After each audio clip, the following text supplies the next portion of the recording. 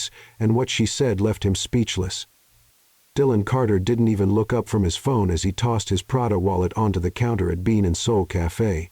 3 people behind him had to step aside so they wouldn't get hit. He didn't notice.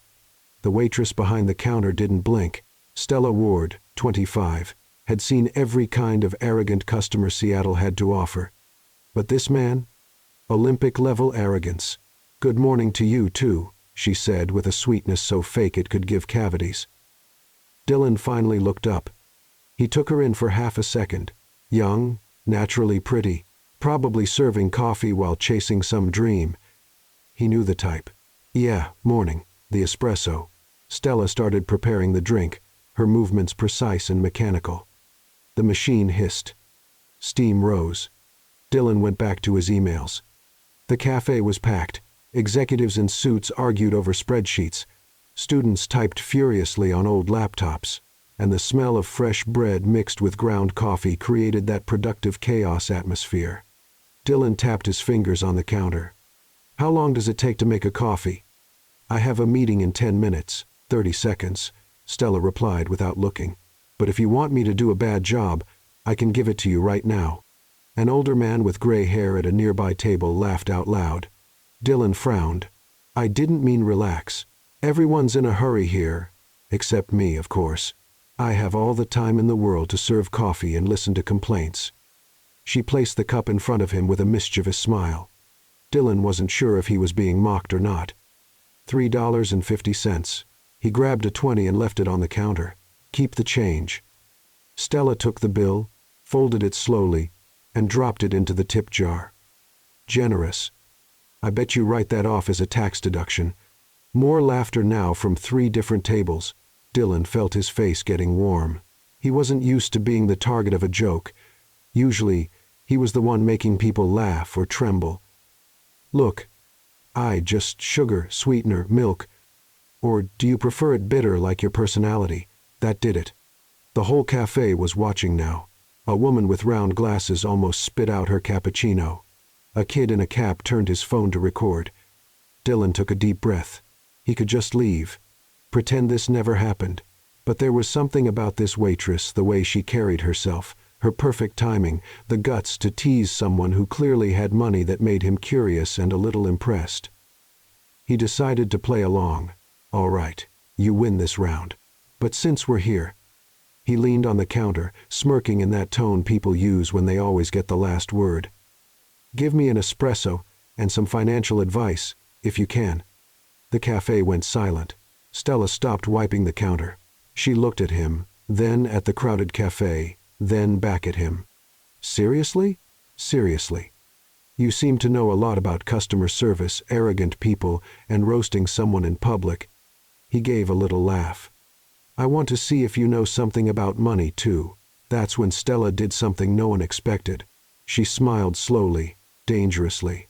"Depends," she said, crossing her arms. "Do you want quick profit or a clean conscience?" The cafe erupted in laughter. The guy in the cap hit the table. The woman with glasses clapped. Even the tattooed barista in the back, Jake, let out a long, dramatic whistle. Dylan Carter, closer of multi-million-dollar deals, master of corporate intimidation, stood there speechless. For the first time in years, Stella kept going, relentless. Because if it's quick profit, it'd suggest shady crypto and hope you don't end up under SEC investigation. Now, if it's a clean conscience... She paused dramatically. "You'll need more than an espresso, sweetheart. You'll need therapy." More laughter. Dylan felt his ears burn. I wasn't expecting a real answer." "Oh, I thought you were asking for free consulting." She tilted her head. Or was it just another way to make fun of the waitress? The laughter faded. People started going back to their phones, but still kept an eye on them. Dylan realized Head crossed an invisible line. This wasn't just playful banter anymore. There was something heavier in the air. Stella wasn't smiling anymore. She picked up a cloth and went back to wiping the counter, but now her movements were sharper, almost aggressive. Dylan lowered his voice. "Look, I didn't mean to offend you. It was just a joke." "I know," she said without looking at him. Everyone thinks they can make jokes about people who serve coffee because we're just that, right? Someone who takes orders, someone invisible. Her voice was calm, but there was something broken underneath. Dylan felt a strange weight in his chest. That's not what I meant. You don't have to explain. Stella finally looked at him, and Dylan saw it. There, in those tired eyes, there was more than irritation. There was pain. You've already paid. You can go. She turned her back and walked to the sink.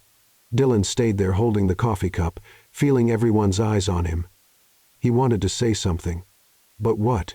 That's when he saw it on the corner of the counter near the register, a small brown notebook, worn, old, with a few handwritten words along the spine. Profit without purpose is loss in disguise. Dylan frowned. Before he could think too much, Stella came back, grabbed the notebook quickly, and tucked it into her apron pocket. But not before Dylan saw how carefully she held it, like someone holding a relic. She didn't say another word. She just nodded. A gesture that meant, "You can leave now." Dylan took the coffee and walked out. Outside, the light rain of Seattle had just started to fall. He stood there for a few seconds, watching the street, the reflections of the lights on the wet glass. And then he did something he never did. He laughed for real.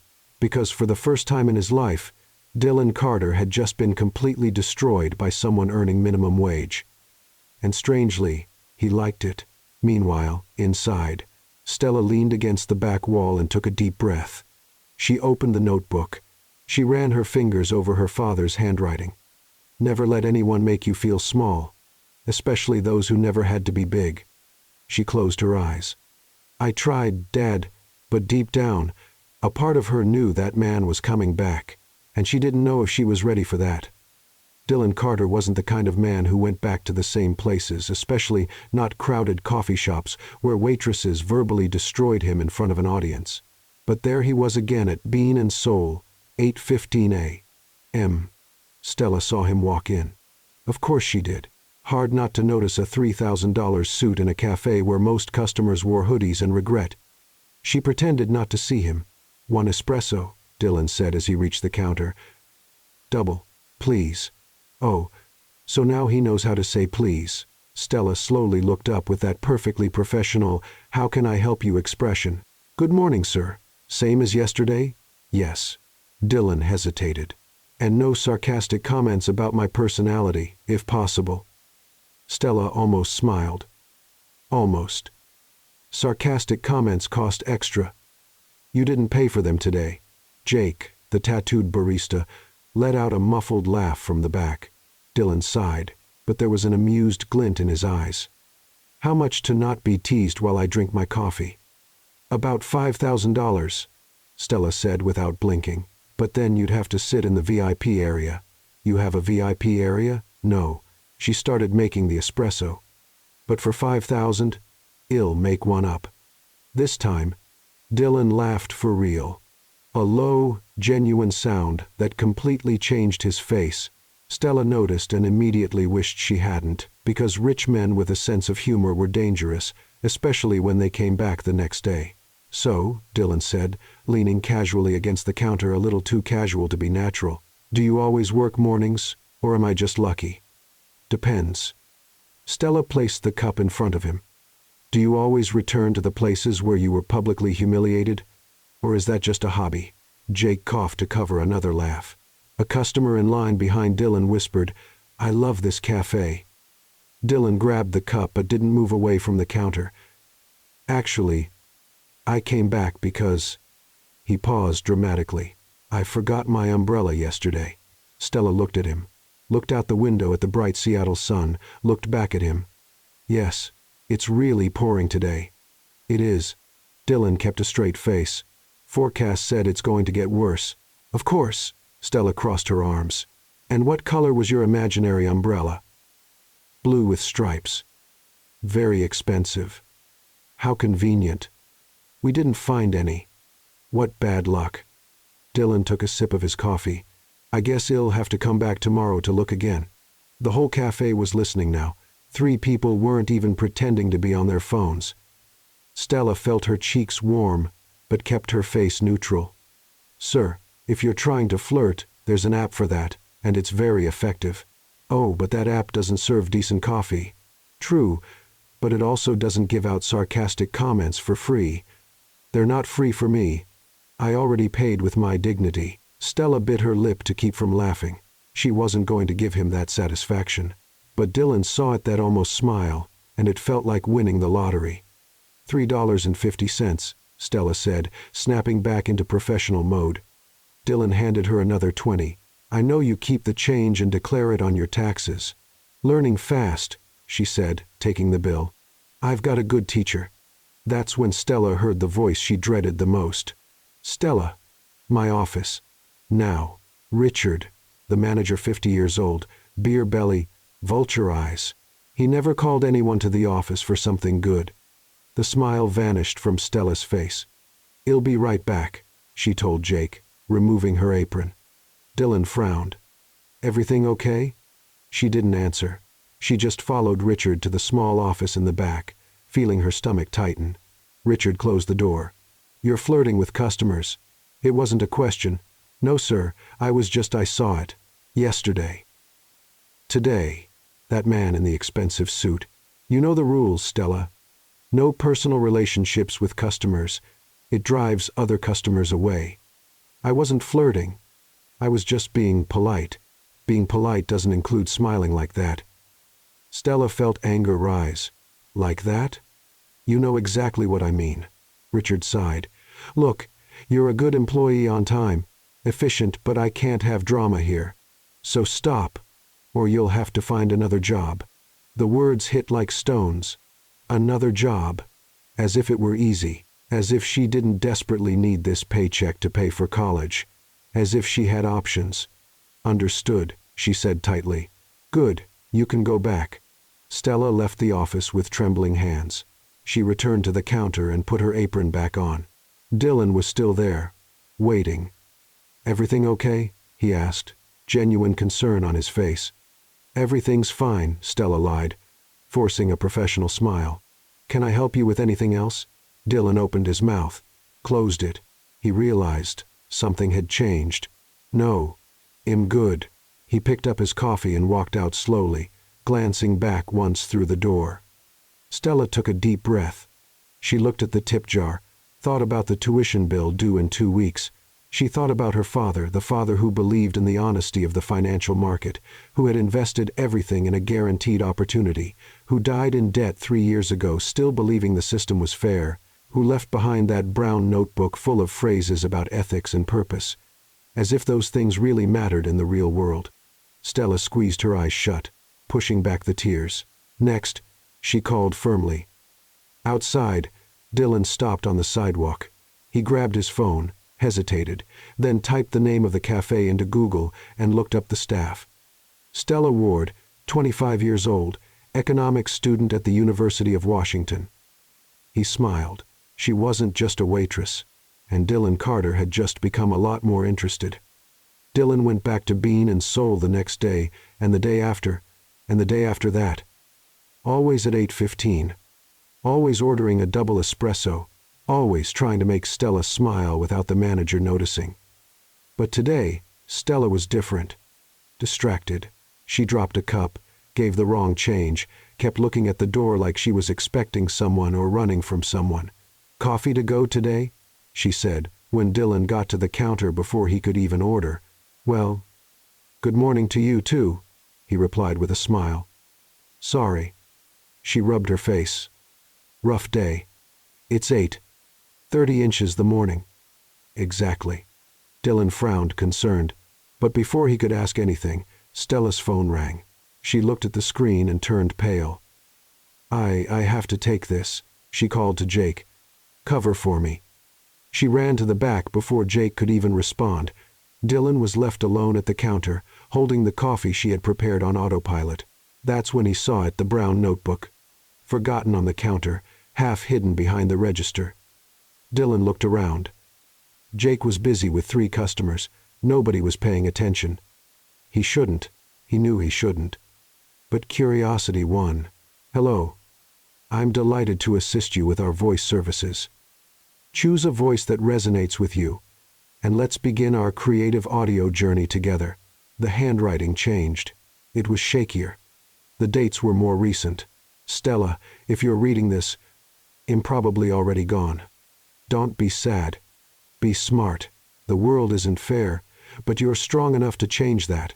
Profit without purpose is just loss in disguise. Don't ever forget. Dad loves you. March 15th, 2022. Dylan quickly closed the notebook as if it had burned him. That was Stella's last conversation with her father, written down, preserved, carried in her apron pocket every single day. And he had just invaded it. What are you doing? Dylan looked up and froze. Stella was standing there, pale, wide-eyed, staring at the notebook in his hands. I found it on the counter. I was going to give it back to you. While reading it? Her voice was low and dangerous. You were going to give it back while reading it? No, Dylan held the notebook out to her. I'm sorry. I shouldn't have. Stella ripped the notebook from his hands like he had stolen something priceless. And you had no right. I know. Dylan ran a hand through his hair. Stella, I'm really sorry. I swear I didn't what? She held the notebook to her chest. Didn't invade my privacy. Didn't disrespect me. Didn't do exactly the kind of thing rich people think they can do because they have money. Every word was a knife, and Dylan deserved every single one. You're right. He took a deep breath. It was all of that. I have no excuse. Stella looked at him. Her eyes were shining, not with tears, with anger. You know what's worse? I was starting to think you were different. She let out a humorless laugh. But you're just like the others. You think you can take whatever you want, whenever you want, just because you can. It's not like that. Then what is it, Dylan? It was the first time she used his first name, and it sounded like an accusation. Explain it to me. He had no answer, because she was right. The cafe was silent now. Everyone listening again. But this time no one was laughing. Jake stepped closer, protective. Everything okay here, Stella? Yeah. She didn't take her eyes off Dylan. The customer was just leaving. The word customer hurt more than it should have. Because in the past few days Dylan had started seeing himself as something more. A friend, maybe, or trying to be. But Stella had just made it clear he was just another rich customer. Inconvenient. Stella, please let me explain. You don't have to. She turned away. Your coffee's already paid. Have a nice day. The coldness in her voice was worse than any shout. Dylan stood there for a few more seconds, holding his lukewarm coffee, feeling everyone's judgmental eyes on him. Then he left. Outside, he leaned against the wall of the building next door, breathing deeply. He opened his phone, went straight to Google. Michael Ward, Seattle, deceased. The results popped up fast. Michael Ward, 52, died on March 15, 2022. Cause: heart attack. Survived by his wife and daughter. Ward was a freelance accountant known in the community for his volunteer work teaching financial literacy to low-income families. In his final years, Ward faced financial hardship after investing his savings in a company that promised guaranteed returns. The company was later investigated for a pyramid scheme. Ward lost everything but continued believing in the honesty of the system until the end. Dylan closed his eyes. Now he understood why Stella carried that notebook like a relic. Why those quotes about financial ethics mattered so much. Why she held such disdain for people like him, people who played with money without thinking about the consequences. Her father had died believing a lie, and Stella carried that weight every day. Dylan looked back at the cafe. Through the window, he saw Stella with her back turned, wiping the counter with mechanical movements. He had to fix this. But how do you apologize for invading someone's most precious memory? Dylan didn't know, but he was going to find out. Because for the first time in his life, someone's opinion truly mattered to him. Dylan didn't show up at Bean and Soul for 3 days. Stella pretended not to notice, pretended not to glance at the door every time the bell rang at 8:15. Pretended she was fine. But Jake wasn't stupid. "Where's your fancy suit admirer?" he asked on the morning of the 4th day. "Has not my admirer." "Of course not." Jake rolled his eyes. "That's why you're looking at the door every 5 seconds. "Am not." The bell rang. Stella turned her head automatically. It wasn't Dylan. It was a woman in yoga pants carrying a chihuahua in her purse. Jake laughed. "What were you saying?"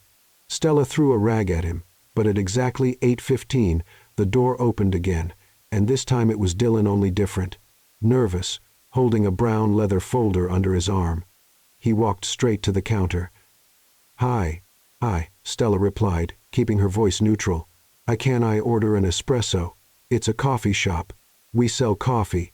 "Of course you can." Dylan deserved that, and he knew it. "Double, please." Stella started preparing it in silence. The tension was so thick that Jake pretended to go to the storage room just to get away. "Look," Dylan began. "About the notebook, I was an idiot. You were a complete idiot. That too. I have no excuse for what I did." Stella placed the cup in front of him with more force than necessary. A little spilled onto the saucer. $3.50. Dylan put a $50 bill on the counter. "Keep the change.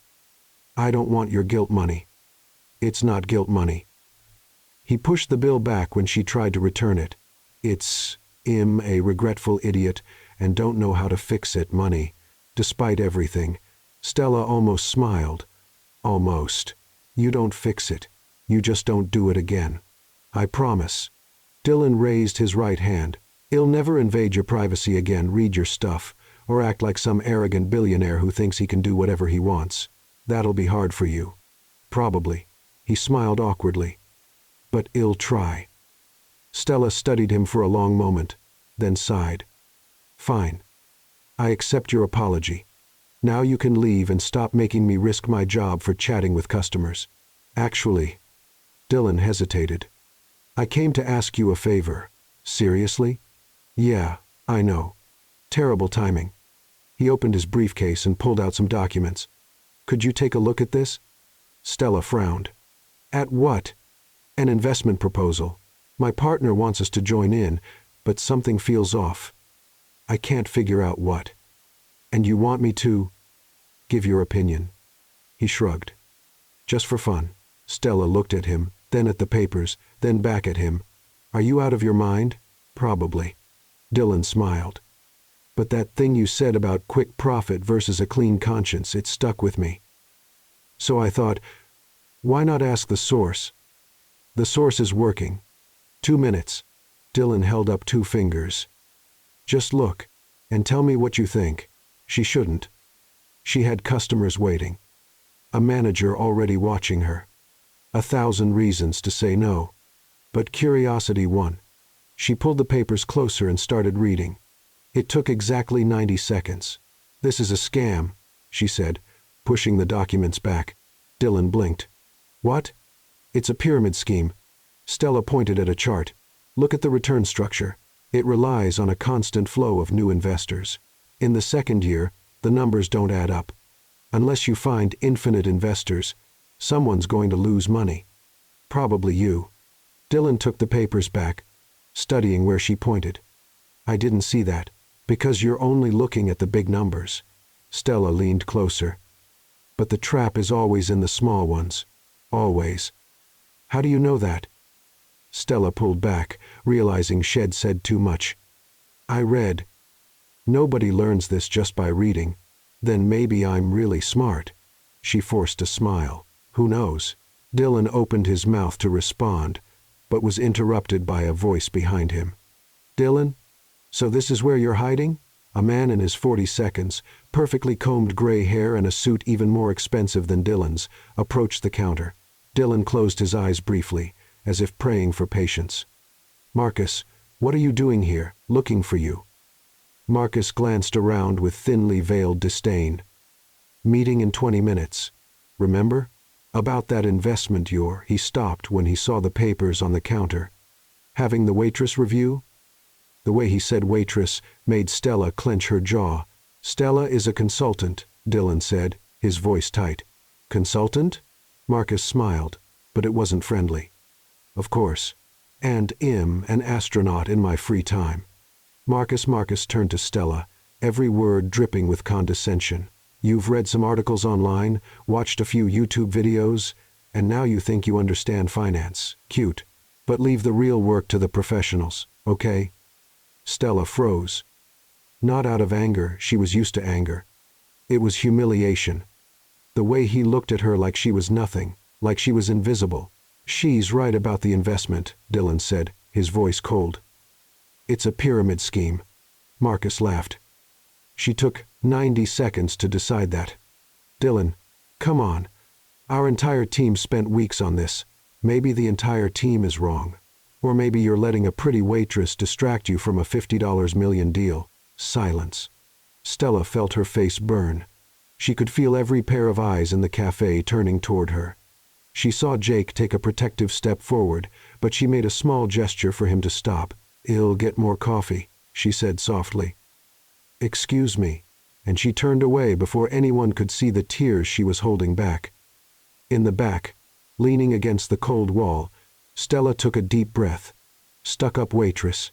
Those weren't Marcus' exact words, but they were all there in the way he said it, in the way he looked at her, as if she had no right to have an opinion, to be intelligent, to be anything more than someone who serves coffee. She opened the little notebook, ran her fingers over her father's last words. "You're strong enough to change this." "I'm trying, Dad," she whispered. "But it's so hard."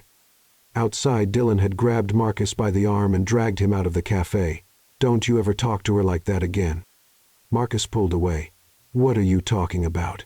"You know exactly what I'm talking about." Marcus studied Dylan's face, then smiled that smile of someone who just discovered a secret. "Oh, you like her." Dylan didn't respond. He didn't have to. Marcus shook his head, amused and dismissive at the same time. A billionaire falling for a waitress. This is going to be interesting. Stella was in the middle of her afternoon shift when Jake came running toward her, phone in hand. "You need to see this." "I'm busy." "No, really. Look." He showed her the screen. A LinkedIn post with thousands of likes. "Honored to speak today at the Seattle Business Conference about our new philosophy at Anderson Capital. Profit without purpose is just disguised loss. Sometimes the best ideas come from the most unexpected places. Ethical investment. Purpose." The photo. Dylan on stage in a perfect suit. Confident smile, the phrase projected behind him in huge letters. Stella felt her blood freeze, then boil. "Shameless," Jake offered. "That's an understatement." A woman in line cleared her throat, impatient. "Excuse me, my cappuccino?" Stella made the coffee on autopilot, her mind racing. The conference was nearby. At the convention center, a 15-minute walk. She checked the clock, 2:47 p.m. Her break was at 3. "Jake, cover for me. Stella, don't do anything you'll regret." But she was already taking off her apron. 10 minutes later, Stella walked into the convention center like she belonged there. No one stopped her. No one asked for a badge because no one really pays attention. She followed the signs to the grand ballroom. Double doors, the muffled sound of applause inside. She slowly pushed the door open. The room was packed, 300 people maybe, all in suits and formal dresses, all staring at the stage where Dylan Carter was finishing his presentation. And that's why I believe the future of investment isn't just about maximizing profit, but maximizing purpose. Loud applause. Stella felt her anger rising. "Any questions?" Several hands went up. Dylan pointed to a woman in the front. "Mr. Carter, that phrase 'profit without purpose is just disguised loss' is brilliant. Is it yours?"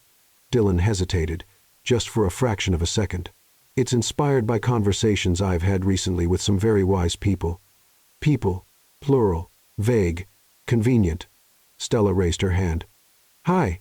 Dylan didn't see her at first, but when he did, the color drained from his face.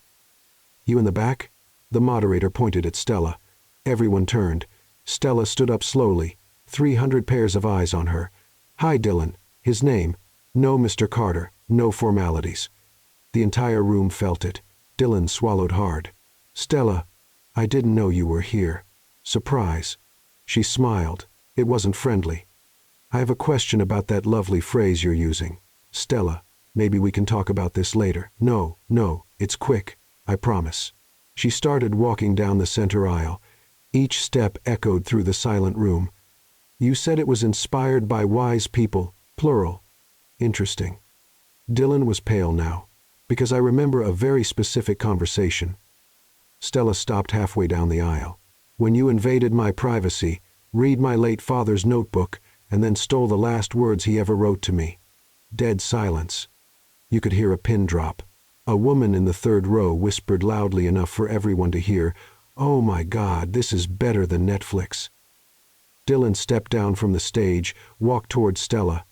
"You're right. I should have given you credit." Stella crossed her arms.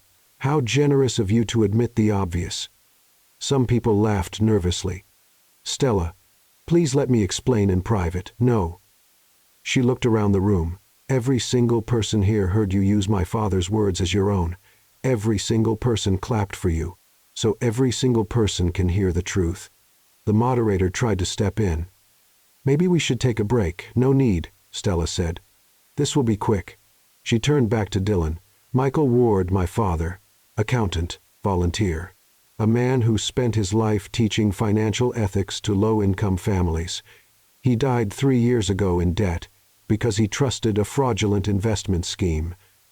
His last words to me were in a notebook, and his favorite phrase was, 'Profit without purpose is loss in disguise.'" The room was so silent you could hear people breathing. "That phrase isn't yours, Dylan. It never was, and you know it." Dylan closed his eyes briefly. "You're right, completely, and I apologize publicly, in front of everyone here." "Oh, how sweet." Stella was not impressed. "Public apologies after being exposed so brave." "Stella, you know what's worse?" Her voice shook slightly. "I was starting to think you were different. That maybe, just maybe, there was a billionaire out there who didn't think he could take whatever he wanted without consequences. I'm not, but you are." She stepped back. "You're exactly like all the others. The only difference is you wear a nicer suit." Someone in the back whispered, "Wow." She destroyed him. Dylan ran a hand through his hair, frustrated. "What do you want me to do? Tell me." "Anything." Stella studied him for a long moment. "I want you to look at these 300 people and tell the truth. The whole truth. No corporate sugarcoating. No inspiration or wise words. The truth." Dylan nodded slowly. He walked back to the stage, took the microphone. The room waited. "My name is Dylan Carter, and a few weeks ago I invaded someone's privacy, read something that wasn't meant for me, and then use those words as if they were mine." His voice was clear and steady. "The phrase 'profit without purpose is loss in disguise' belongs to Michael Ward, a man I never met, but who, from what I understand, was a better person than I'll ever be. Stella Ward, his daughter, is here today because I didn't have the courage to give credit when I should have. So I'm doing it now, publicly. Michael Ward said it, not me. And if you find those words inspiring, remember his name, not mine." Silence. Then someone started clapping slowly. Then another, and another. Within seconds, the whole room was applauding. But not for Dylan. For Stella. She felt her eyes burn, but she didn't let the tears fall. Not there. Not in front of them. She turned and walked out without looking back.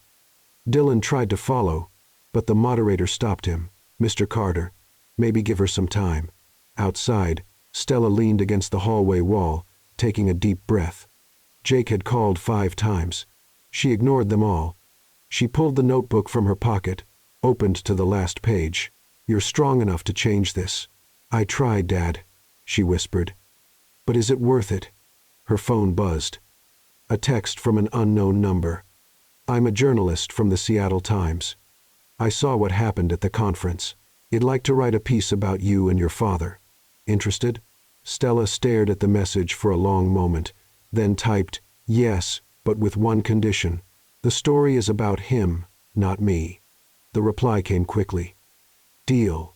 Stella slipped her phone back into her pocket and headed to the cafe, because at the end of the day, bills still had to be paid. Diplomas still had to be earned, and Dylan Carter wasn't going to ruin anything else for her. Or at least, that's what she thought. Emerging Markets Analysis class started at 7 p.m. Stella arrived at 6:58, like always. Third row, left side, same seat as usual. Ben was already there, smiling with that annoying energy of someone who'd had way too much coffee. Well, well, celebrity. Stella frowned. What are you talking about? Don't tell me you haven't seen it. Ben grabbed his phone. Your viral girl. He showed her the screen. A TikTok video with 2.3 million views. Waitress destroys billionaire in public. It was her at the conference confronting Dylan. Someone had filmed everything. Oh no, Stella groaned. Oh yes. Ben was thrilled. You're like my hero now.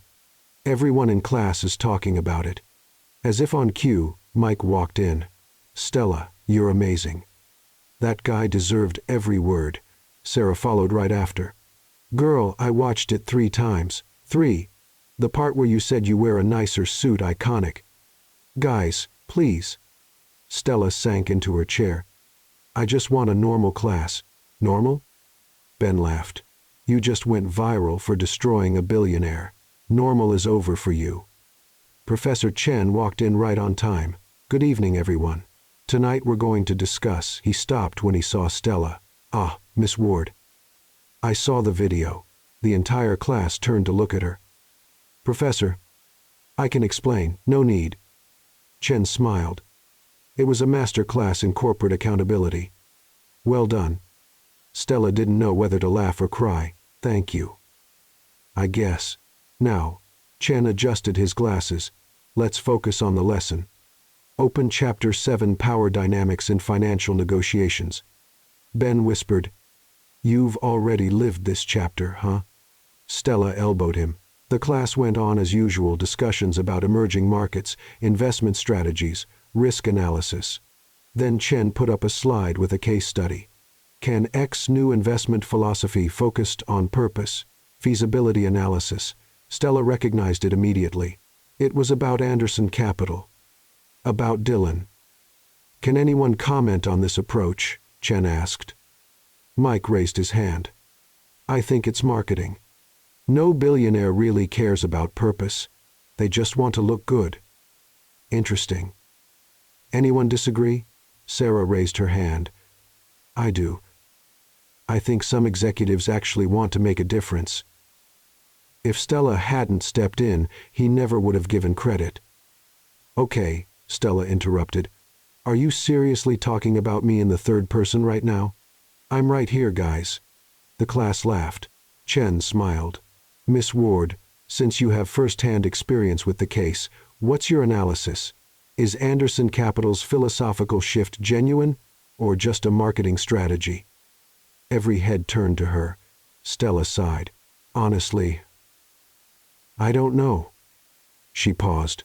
Part of me thinks he really cares, but the other part remembers he only cared after being caught. So, who knows?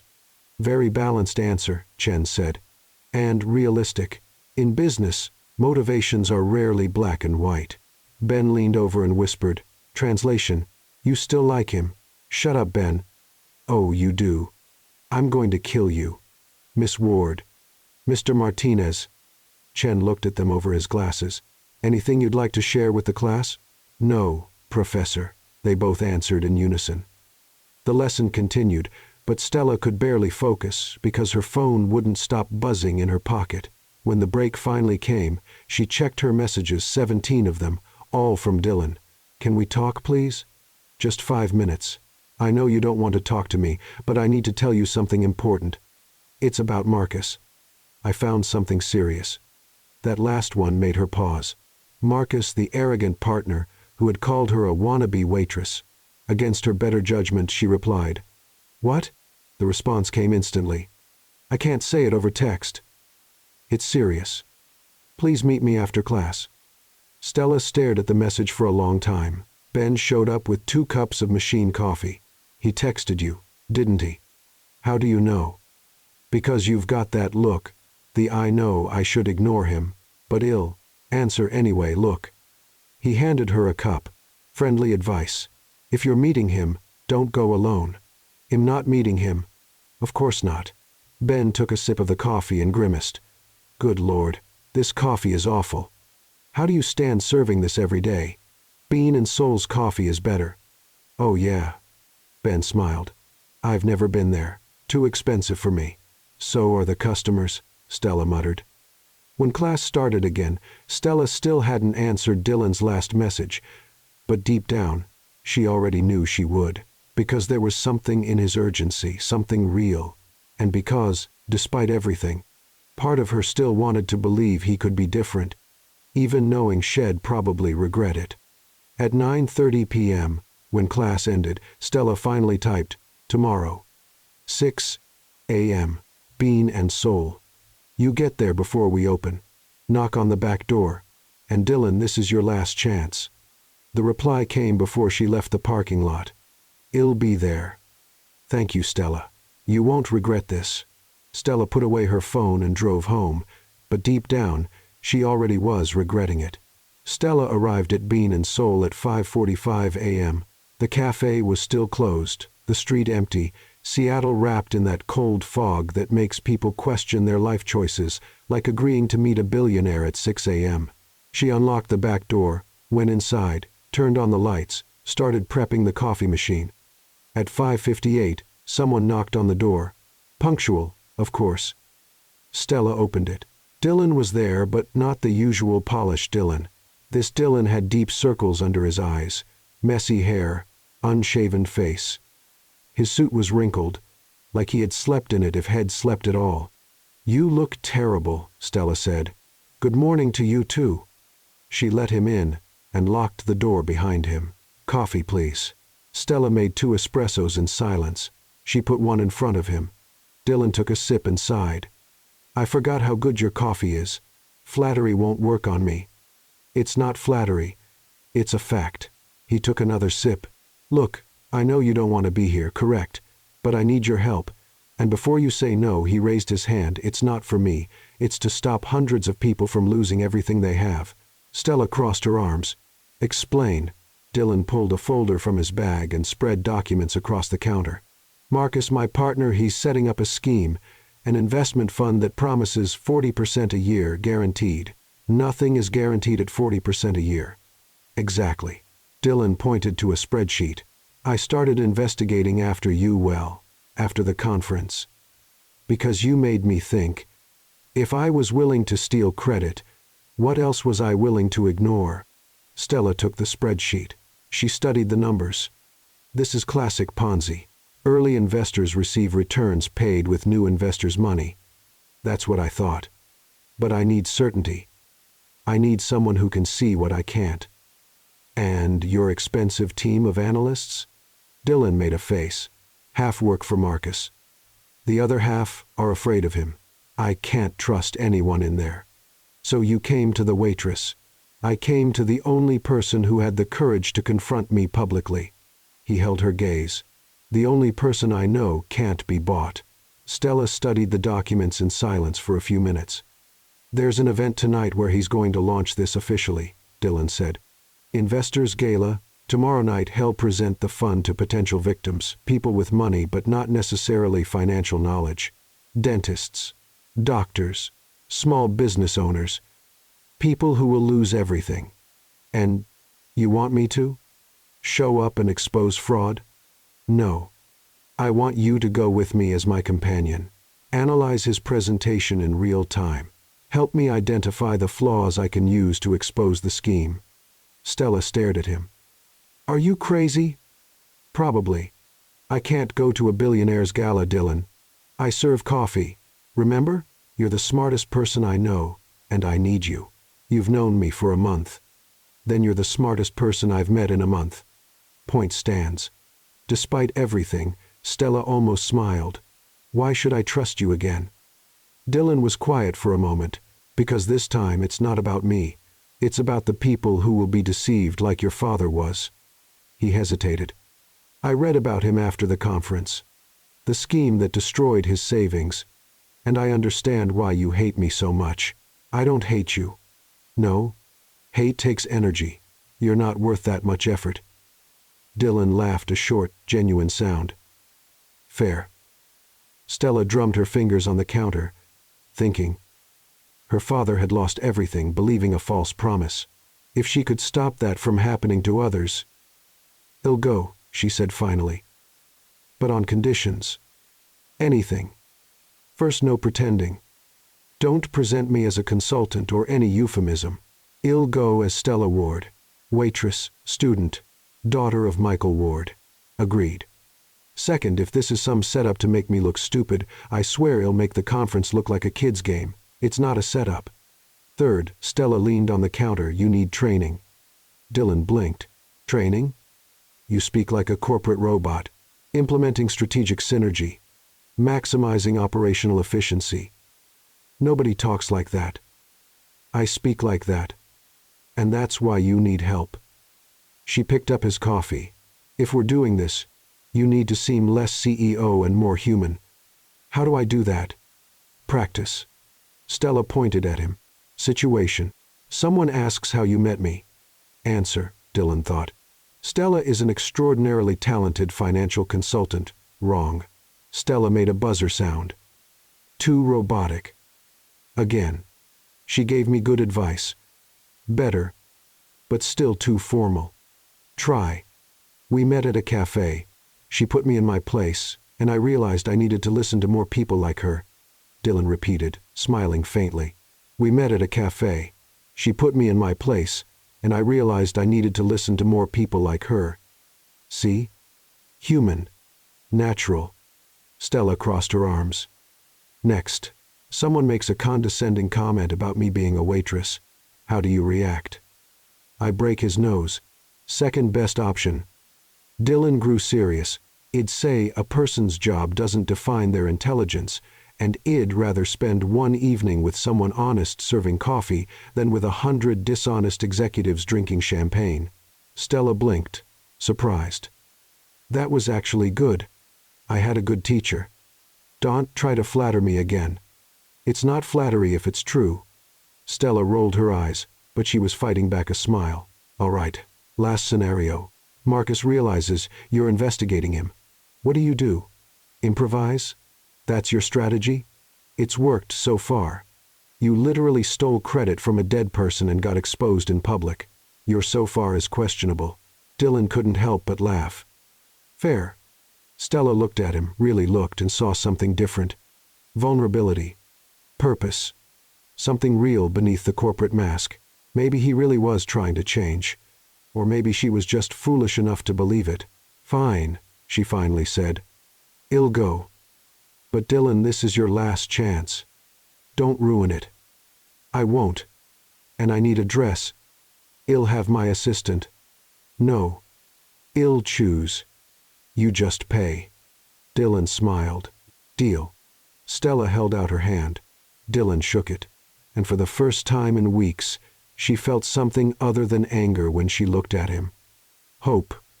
Maybe. Or just the thrill of finally doing something that mattered.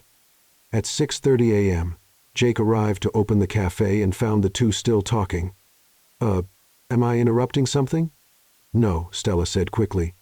"Dylan was just leaving." "Yeah. I'm going." Dylan grabbed his briefcase. "Tomorrow at 7 p.m. My driver will pick you up." "I'll drive." "Stella, I drive." Dylan sighed. "All right. I'll text you the address." He left through the back door. Jake looked at Stella with that "I knew it" expression. "Don't start," she warned. "I didn't say anything. You're thinking out loud." "I'm just thinking that maybe the billionaire isn't that bad." Stella threw a towel at him. But deep down, way deep down, she was thinking the same thing, and that scared her more than any investor's gala ever could. The dress cost $200 at a vintage thrift store. Black, simple, nothing flashy. Stella had chosen it specifically to not draw attention. So why on earth was everyone staring at her? She walked down the stairs of the Grand Seattle Hotel next to Dylan, and it was like someone had hit the pause button. Conversation stopped. Heads turned. A waiter almost dropped a tray of champagne. "Why is everyone looking?" Stella whispered out of the corner of her mouth. "Because you're the most beautiful person here," Dylan said naturally. "Stop saying nonsense. It's not nonsense. It's statistics. You can't use statistics to compliment someone. I just did." Stella rolled her eyes but felt her face get warm. The ballroom was absurdly luxurious, crystal chandeliers that probably cost more than her car, tables with flower arrangements that could feed a family for a month, people wearing more jewelry than common sense. "Remember," Dylan murmured as he picked up 2 glasses of champagne, "you're an independent consultant. Nothing more specific than that. Lying wasn't part of the deal." "It's not a lie. You literally gave me investment advice." At a coffee shop counter, consulting doesn't require a specific location. Before Stella could respond, a woman appeared out of nowhere, blonde, wearing an expensive red dress, smiling like a blade. "Dylan, what a surprise to see you here." Dylan's body stiffened. Stella noticed. "Victoria. And who's your date?" Victoria looked Stella up and down, not subtly. "This is Stella Ward," Dylan said. "Independent consultant." "Stella. This is Victoria Ashford." The last name rang a bell in Stella's head. Ashford as in Ashford Enterprises. "As in his ex-fiancée," Victoria added with a poisonous smile. "Dylan didn't mention?" "Must have slipped his mind. Selective memory," Stella replied smoothly. "It happens." Victoria blinked, clearly not expecting that. "How fun." She turned to Dylan. "So you're dating consultants now? How democratic of you." "Victoria," Dylan warned. "What?" "It's a compliment." Victoria took a sip of champagne. "Although incurious consultant in what, exactly? Ethical investments?" Stella answered before Dylan could. "I specialize in spotting when people are being deceived." Victoria narrowed her eyes. "Fascinating. And where did you study?" "University of Washington." "State?" Victoria smiled. "Charming." Stella caught the jab but kept smiling. "Yeah. It has the advantage of not needing a parental donation to get in." Dylan choked on his champagne. Victoria turned red. Excuse me. I need to greet some people." She walked off in furious steps. Dylan looked at Stella with a mix of shock and admiration. "You just destroyed my ex-fiancée." "She started it." "I know. It was beautiful. Traumatizing, but beautiful." Stella took a sip of the champagne. It was good. Probably cost more than her rent. "So, ex-fiancée. When were you planning to mention that?" "In my defense, we broke up 2 years ago, and she still comes to our events. Our parents are friends." "It's complicated." "Complicated is what rich people say when they don't have the guts to set boundaries." Dylan laughed. "You really have a comeback for everything, don't you? Comes with the job. Customer wants milk, we've got it. Wants me to fix their existential problems while I make their coffee. We've got that too. Is that on the menu?" "It's the house special." They moved around the ballroom, Dylan greeting people, Stella watching everything with sharp eyes. She spotted Marcus immediately. Impossible not to. He was at the center of a group, gesturing animatedly, clearly selling something. "Hez pitching," Stella whispered. "Already? Look at the body language, open hands, leaning forward, confident smile. Hez fishing." Dylan frowned. "We need to get closer." "Wait." Stella grabbed his arm. "If we go together, he'll get suspicious. Let me go alone. I'm invisible to people like him. Remember stuck-up waitress? He won't even register him there." Dylan hesitated, then nodded. "Be careful." Stella approached the group casually, pretending to admire a floral arrangement nearby. Marcus was in full performance mode, guaranteed returns of 40% a year, no risk, completely safe. "How can you guarantee that?" a man around 50 asked. "Proprietary strategy," Marcus answered smoothly. "I can't reveal details. Of course, trade secret, but I can tell you we've had satisfied investors for 3 years. No losses, only profit." Stella saw the lie between the lines. 3 years, the perfect amount of time for a Ponzi scheme to run before it collapses. "And what's the minimum investment?" a woman asked. $50,000. But for close friends, Marcus smiled, "We can consider 40.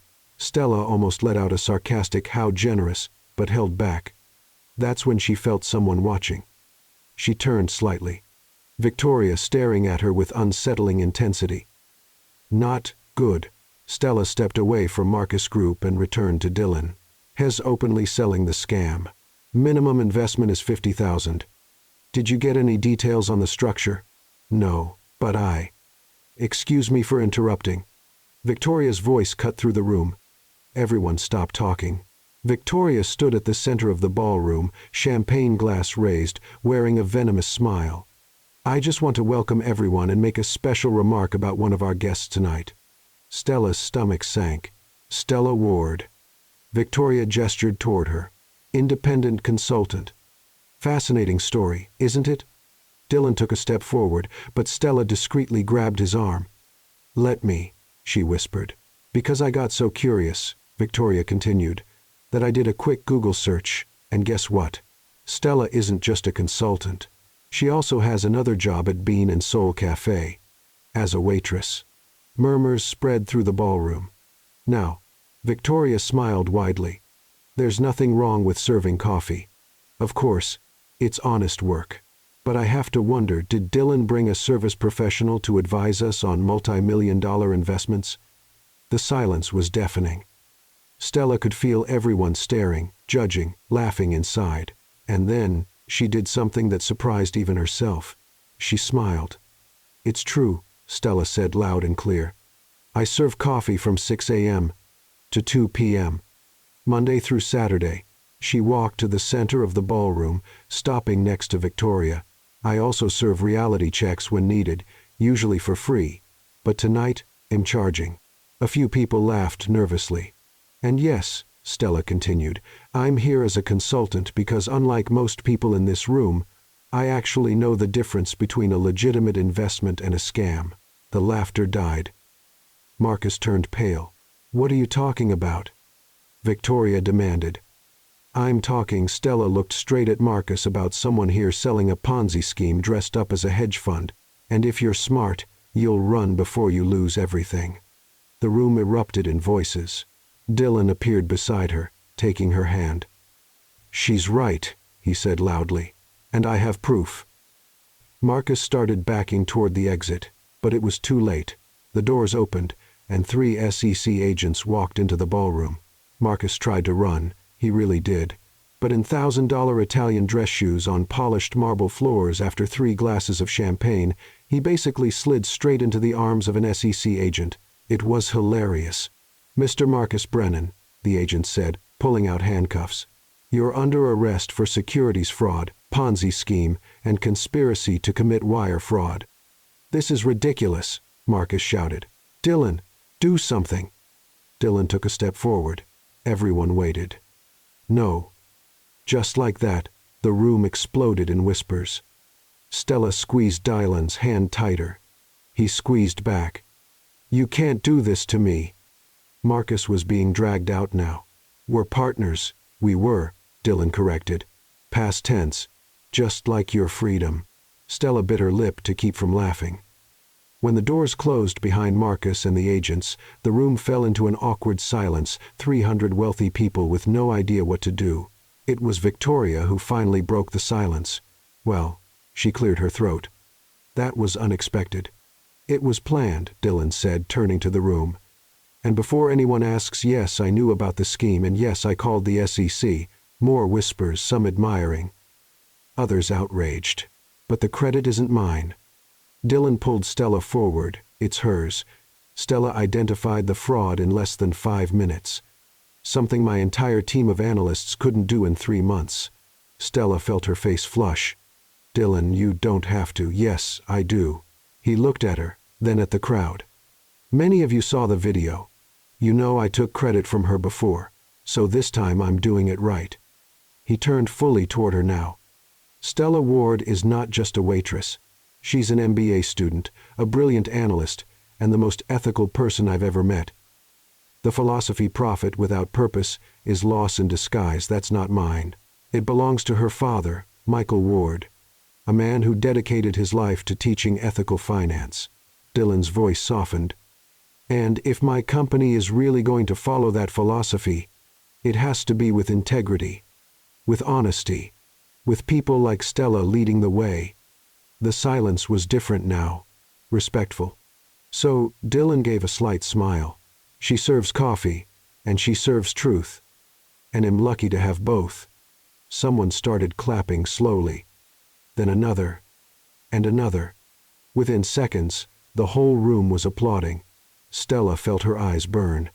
She wasn't going to cry. Not here. Not in front of them. But it was hard not to feel something when finally someone saw beyond the apron. Victoria walked over. Stella braced herself for another attack, but Victoria simply extended her hand. I owe you an apology. I was unnecessarily cruel.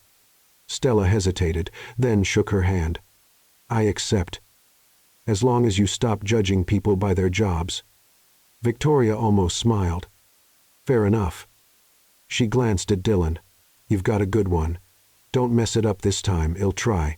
As Victoria walked away, Stella whispered, Did she just give me her approval? I think so. That's weird. Very. A man in his 60 seconds approached perfect suit, the posture of someone used to running boardrooms. Miss Ward, James Harrison, CEO of Harrison Financial. He handed her a card. I'd like to talk about job opportunities. Stella blinked. I'm sorry? Anyone who can identify fraud in 5 minutes is exactly the kind of person I want on my team. He smiled. Think about it. 3 more executives came up after him, all offering interviews, opportunities, salaries that made Stella's eyes sting. Is this actually happening? She whispered to Dylan. Welcome to the good side of public exposure. I don't want exposure. I just wanted. She stopped. What did she want? Dylan seemed to understand without her saying it. Justice? Yes, justice. You got it. You saved people today, Stella. People who would have lost everything. She thought of her father, of the money he lost, the pain he carried.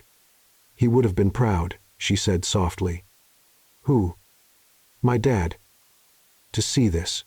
To know that his words really mattered. Dylan took her hand again. They always mattered. They just needed the right person to defend them. Stella looked at him, really looked, and saw something she hadn't before. Not the arrogant billionaire, not the calculating businessman, just a man who had made mistakes, admitted them, and tried to fix them. Maybe people really could change. Thank you, she said, for giving credit. For doing this the right way. I should have done it from the start. But you learned. That counts. The moment was interrupted by Jake, appearing out of nowhere with a tray of appetizers. Sorry, but these things cost like $20 each, and I'm not letting them go to waste. Stella laughed. Jake, what are you doing here? Dylan invited me, said you might need moral support. He bit into an hors d'oeuvre. Wow, this is good. Is that caviar? I think so. Being rich is nice. He held out the tray. Want one? Did you steal that from the waiter? Stole is a strong word. I prefer redistributed. Dylan was trying not to laugh. Your friend is interesting. Has an idiot, but has my idiot. Jake gave a dramatic bow. Thank you. Thank you. He'll be here all week, literally, because I can't afford to go anywhere else. The night went on, more conversations, more job offers, more people finally seeing Stella for who she really was. When they finally left, it was already past midnight. You okay? Dylan asked in the parking lot. Tired. Overwhelmed. Like, processing a lot. Understandable. But also happy? She smiled. It's weird. I haven't felt like this in a long time. Well, you just exposed a fraud scheme and got 5 job offers. I'd say happy is appropriate. Stella looked up at the starry Seattle sky. My dad used to say the stars were reminders that even in the dark, there's always light. He sounded wise. He was. She looked at Dylan. And he would have liked you eventually. After giving you a 2-hour lecture on corporate responsibility. Dylan laughed. I would have deserved it. They stood there for a moment, just existing in the same space. Then Stella's phone buzzed. She looked at the screen and went pale. What is it? Dylan asked. Stella showed him the message. It was from an unknown number. 4 words. I need to talk. Michael Ward. Impossible, because Michael Ward had been dead for 3 years. Stella didn't sleep that night. How can you sleep after getting a message from your dead father? Answer. You don't. You stare at your phone at 3 a.m., trying to figure out if you've lost your mind or if the universe has. At 5:30, She gave up trying and went to work. Bean and Soul was quiet when she arrived, only the hum of the fridge and the noise inside her head. She made coffee on autopilot, her mind somewhere else. Or rather, 3 years in the past. I need to talk. Michael Ward. It had to be a prank, or a mistake, or... The back door opened. Stella almost dropped the cup, but it was just Dylan holding a brown paper bag, looking like someone who hadn't slept either. You shouldn't be here, she said. We don't open until 6. I know. Jake let me in. Jake's not here yet. He gave me a copy of the key yesterday. Stella blinked. Why? Because I asked. And offered money. Dylan shrugged. Capitalism works. Despite everything. Stella almost smiled. You're bribing my co-workers now? I prefer the term encouraging cooperation. Of course you do. Dylan set the bag on the counter. I brought breakfast croissants from that French bakery on the expensive street you never go to because it costs as much as your rent. Specific. Jake gave me details.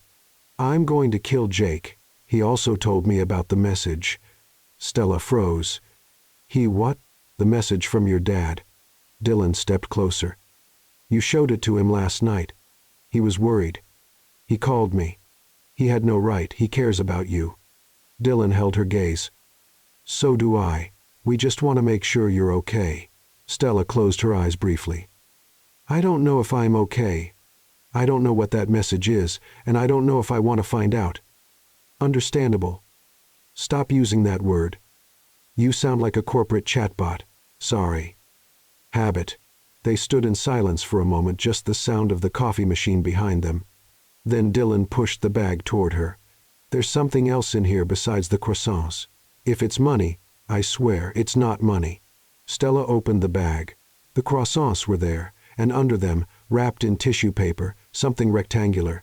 She pulled it out.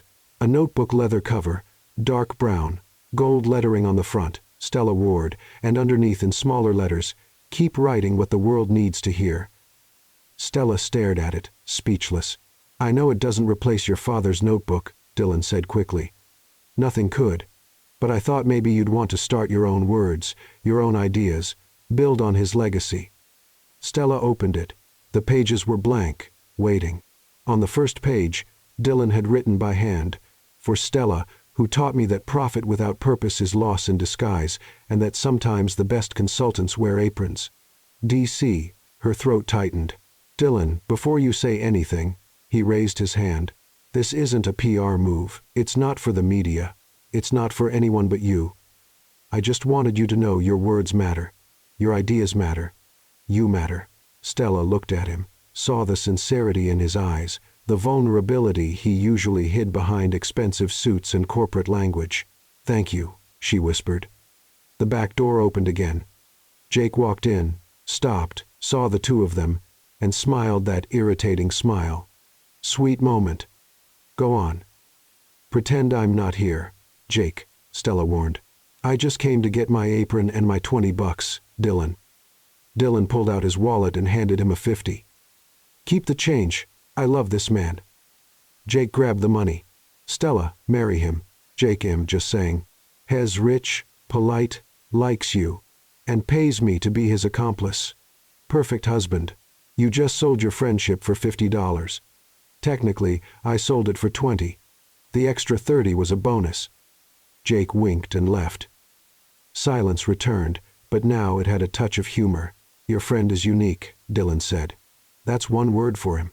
Stella ran her fingers over the notebook. Look about the message. You don't have to explain, but I want to. She took a deep breath. My father died 3 years ago. Heart attack. No warning. One day he was here, the next he wasn't. And that message, it doesn't make sense. It can't be him. Could it have been someone who had access to his phone? Family? He didn't have family. Just me and my mom. And she doesn't talk to me anymore. Dylan frowned. Why? Because she blames him for the financial situation, for the scheme he fell for. And she blames me for defending him. Stella gave a humorless smile. Family is complicated. It is. So no, I don't know who sent that message. But I know it wasn't my dad. Dylan nodded slowly. What if it was someone trying to help you, using his name to get your attention? For what? I don't know. But I can look into it if you want. Quietly. Stella hesitated. The thought of someone pretending to be her father was unsettling, but the thought of never knowing who it was worse. Fine. But quietly. No drama. No drama. I promise. The front door opened. Richard, the manager. He stopped when he saw Dylan. Miss Ward, we open at 6. It's 5:50. I know. Sorry. Just a minute. Richard looked at Dylan, then at the notebook in Stella's hand, then back at Dylan. The customer finally paid for the advice. Huh? He shook his head. About time. And he left to unlock the front door. Stella and Dylan looked at each other and laughed. "That's not wrong," Dylan said. "I should have paid for the advice from the start. You did, in drama and public humiliation. Fair enough." Dylan turned to leave but stopped at the door. "Stella." "Yes? I know you're still deciding whether you can trust me again. And I get it. But I want you to know, I'm not going to give up on trying to be better, on proving I've changed." Stella held the notebook against her chest. "Why? Why care so much?" Dylan smiled, that genuine smile that softened his whole face. "Because you made me want to be the kind of person who deserves to have coffee with you," and he left before she could answer. Stella stood there alone in the empty cafe, holding the new notebook and feeling something dangerous growing inside her. Hope. Her phone buzzed. Another message from the unknown number. "Meet me at Memorial Park tomorrow noon. I promise to explain everything." MW Memorial Park at noon was full of people having picnics, throwing frisbees, and pretending Seattle wasn't about to rain any minute. Stella arrived 15 minutes early. Nervous, looking for what? A ghost? She sat on a bench near the fountain, waited. At exactly 12, someone sat beside her. It wasn't her father. It was a woman around 70, gray hair in a bun, round glasses, a gentle smile. "Stella Ward?" "Yes." Stella frowned. "Who are you?" "Margaret Chen, economics professor at the University of Washington." She extended her hand. "Your economics professor, actually." Stella shook her hand, confused. "Professor Chen, but you?" The message said Michael Ward. "I know." Margaret sighed. "Sorry for the drama, but I didn't know how else to get your attention without you blocking me." "Why would I block you?" "Because I have information about your father, and I knew you wouldn't want to hear it. Not from a stranger." Stella's heart raced. "What kind of information?" Margaret pulled a folder from her bag. "Your father and I were friends a long time ago. We worked together on financial education programs for low-income communities. When he left us, he asked me for a favor." She opened the folder. Inside were documents, photos, and a sealed letter with Stella's name on it. "He asked me to give this to you when you were ready, when you'd found your way." Margaret smiled. "And when I saw you at that conference tearing that arrogant billionaire apart on national television, I knew you were ready." Stella took the letter with trembling hands. He knew he was going to die? No, but he was cautious, always prepared. Margaret gently touched her shoulder. "Read it when you're ready. No rush." And she stood up to leave. "Professor Chen, yes? Thank you. For keeping this. For waiting." Margaret smiled. "Your father was too good for this world. I'm glad you inherited that from him." Stella didn't open the letter in the park. She put it in her pocket and went straight home. She locked the door, sat on the bed, took a deep breath, and opened it. Her father's handwriting hit her like a punch to the stomach, those careful letters, that meticulous way of writing. "My dear Stella, if you're reading this, it means Margaret decided you were ready. And if she decided, I trust her. I want you to know that everything I did, every decision, every sacrifice was because I believed in you, in your potential, in your kindness. I made mistakes. I invested in the wrong place. I trusted the wrong people. But I never regretted investing in you. Keep being the one who challenges the system, who questions, who fights for what's right. And when you find someone who values that in you, don't let them go. Love is the best investment of all. I love you forever." Dad, Stella cried for the first time in 3 years. She let it all out, the pain, The longing, the anger of losing him too soon, but also the gratitude for having had him, even if only for a short time. When she finally stopped crying, she realized something. Graduation was tomorrow. And she needed a dress. The graduation ceremony at the University of Washington took place in a packed gym, families shouting names, babies crying, the joyful chaos of hundreds of people celebrating achievements. Stella was backstage with the other graduates, fixing her cap for the 10th time. Ben appeared beside her, nervous, terrified. "You'll be fine. Just don't trip on stage." "Thanks. That really helped. That's what friends are for." Sarah walked over too. "Guys, there's a man outside asking for you, Stella." "For me? Who?" "A super handsome billionaire in a suit who looks like he walked out of a magazine." Sarah grinned. "Your life is literally a romantic comedy." Stella felt her face heat up. "Dylan's here? And with flowers?" "A lot of flowers. Like an embarrassingly large amount." "Oh my God." Ben laughed. "Go. Well, hold your spot in line." Stella left backstage and found Dylan in the hallway. He was indeed holding a ridiculous bouquet of flowers. "This is a lot." "I know." Dylan looked a little embarrassed. The florist asked what the occasion was, and I said, "The MBA graduation of the most amazing woman in the world," and he kind of got carried away. "Despite everything," Stella laughed. "You're ridiculous." "I know. But you're ridiculous." "We haven't decided that yet." "Fair." Dylan held out the flowers. "Congratulations, Stella. You deserve every second of this." "Thank you." She took the bouquet.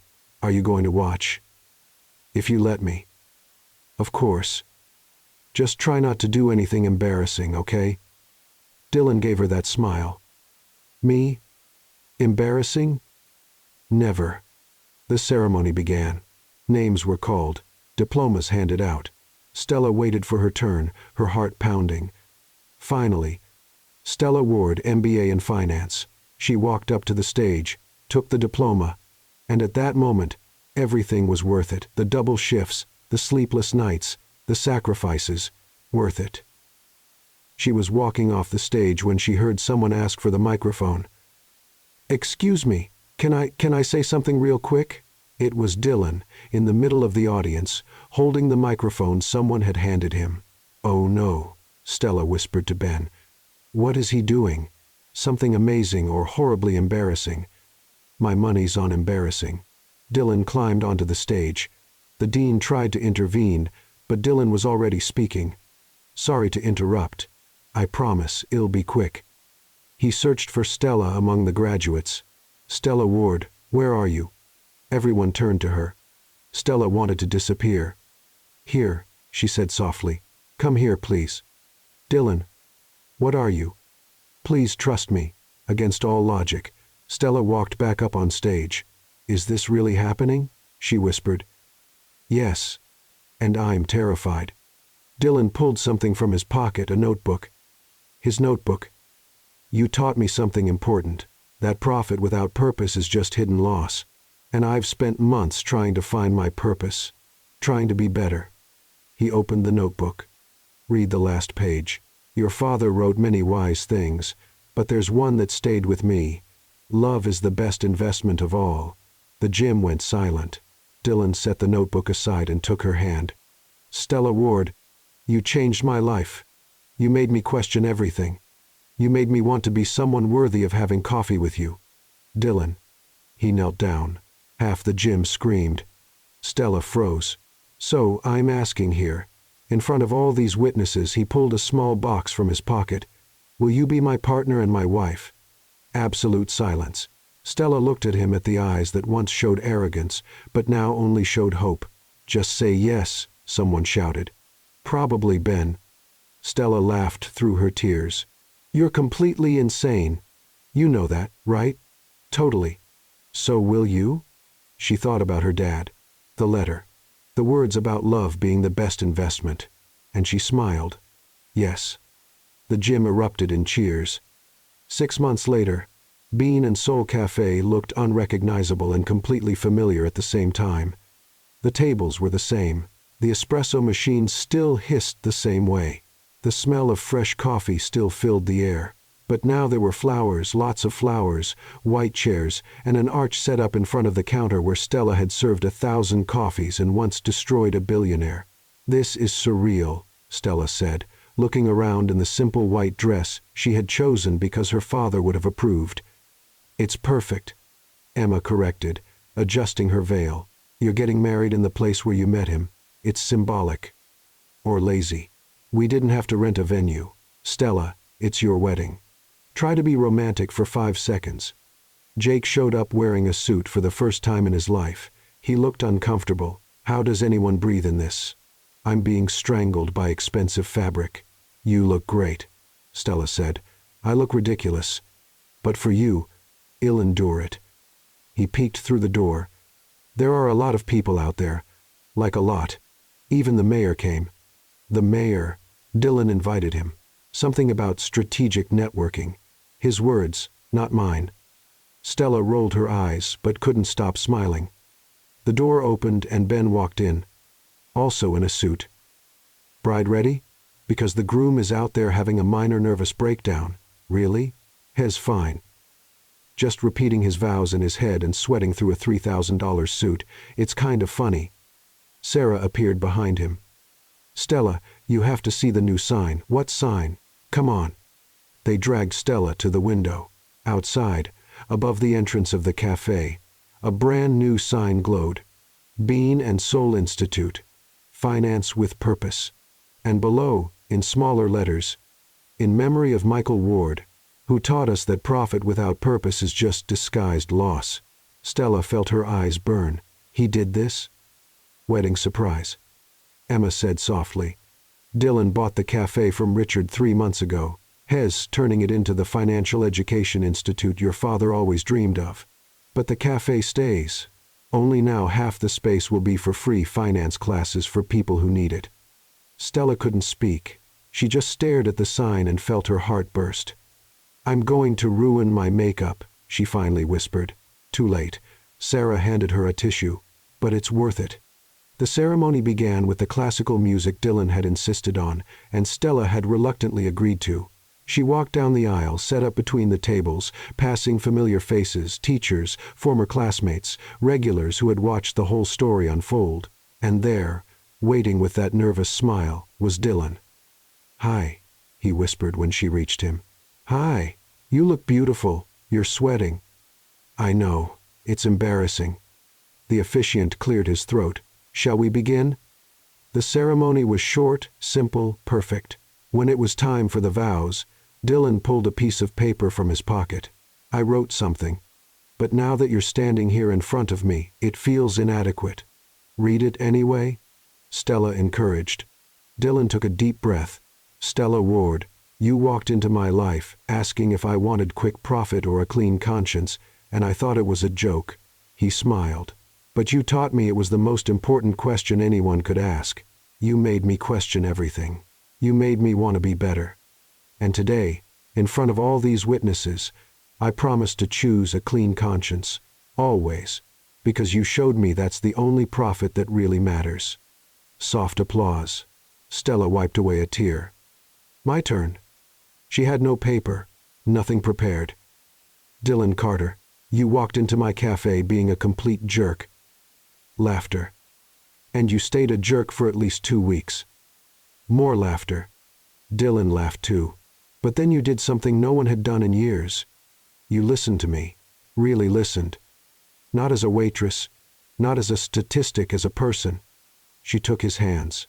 "And today I promise to keep putting you in your place when needed, to remind you that purpose matters more than profit, and to love you even when you talk like a corporate press release." Dylan laughed through his tears. "Fair." The officiant smiled. "Rings, please." Jake stepped forward with the rings on a little tray. Of course, Jake would be the ring bearer. "Don't judge me," he said. "I'm basically the Cupid of this story." "You literally sold information for $50, Stella reminded him, "and it was the best investment I ever made. Look where we are now." Jake grinned. Sorry. "Ring's here." Dylan slid the ring onto Stella's finger. She slipped his on too. I now pronounce you husband and wife. You may kiss the bride." Dylan pulled Stella close. "Finally," he whispered. "A safe investment.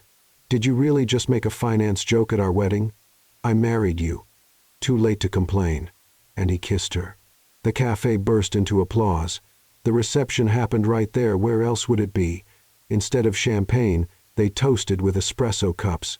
"This is so you too," Ben said, caffeinated and slightly chaotic. "Thanks, I guess," Stella replied. Dylan was surrounded by investors, all eager to hear about the new institute. Stella watched from a distance, smiling. Jake appeared beside her. "You did something good, you know." I know. I mean it. That man walked in here as an arrogant billionaire, and you changed him into someone who uses money for the right things. He changed himself. I just pointed the way." Still, Jake raised his cup. "To love and to putting billionaires in their place." Stella laughed and clinked her cup against his. "To love." Later, when the party was in full swing, Stella noticed something: an empty chair near the altar. On it, her father's brown notebook lay open. She walked closer. Dylan had placed it there, a silent tribute. Stella picked up the notebook. On the last page, something new was written, in Dylan's handwriting. "Michael, thank you for raising someone who taught me the difference between price and value.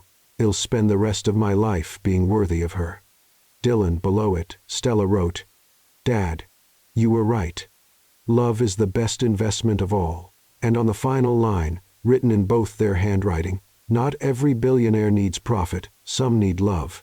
Dylan appeared behind her, wrapping his arms around her waist. "You like it?" "I love it." She turned in his arms. "Thank you for everything.